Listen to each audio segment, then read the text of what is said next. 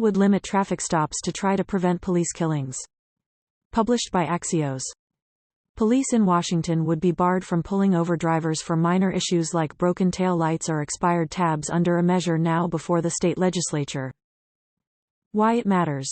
It's part of an effort to limit low-level traffic stops, which critics say too often escalate into violence, especially against Black, Hispanic and Indigenous people. Supporters say the change would also free up officers to pursue more serious violations such as driving under the influence, potentially helping curb the state's recent rise in traffic fatalities. The big picture. At a public hearing this week in Olympia, the fatal beating of Tyre Nichols by Memphis police hung over the proceedings, with the bill sponsor, the committee chair and some members of the public mentioning Nichols' death as an example of a traffic stop gone wrong. What they're saying? Communities of color bear the disproportionate burden of these traffic stops, said the legislation's sponsor, State Representative Chapalo Street, D. Seattle. This raises the chances that we are involved in tragic escalations of force. A 2019 analysis by Investigate West found that state troopers searched drivers who were Native American, Black, Hispanic or Pacific Islander at higher rates than white drivers. Yet white drivers who were searched were more likely to have contraband. Details.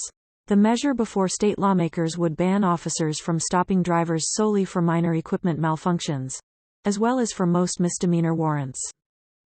Police could still pull over drivers who have warrants for driving under the influence or for domestic violence, as well as for car-related issues that affect safety, such as having a broken windshield that limits a driver's ability to see.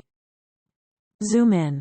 Several police killings in Washington, including that of Ioja Faletigo in Seattle in 2018 and Giovanni Joseph McDade by Kent Police in 2017, also began as traffic stops. While the cities defended their offices' actions as lawful in both cases, they also settled civil rights lawsuits with Faletigo's and Joseph McDade's families. The other side.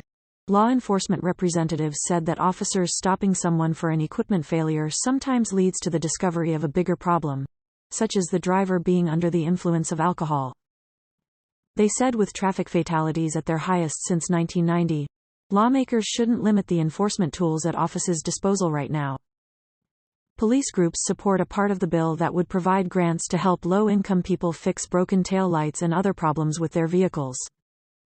What's next? The bill is expected to come up for a vote next week in the House Community Safety, Justice, and Reentry Committee, but it's unclear if it has enough support to pass the full legislature.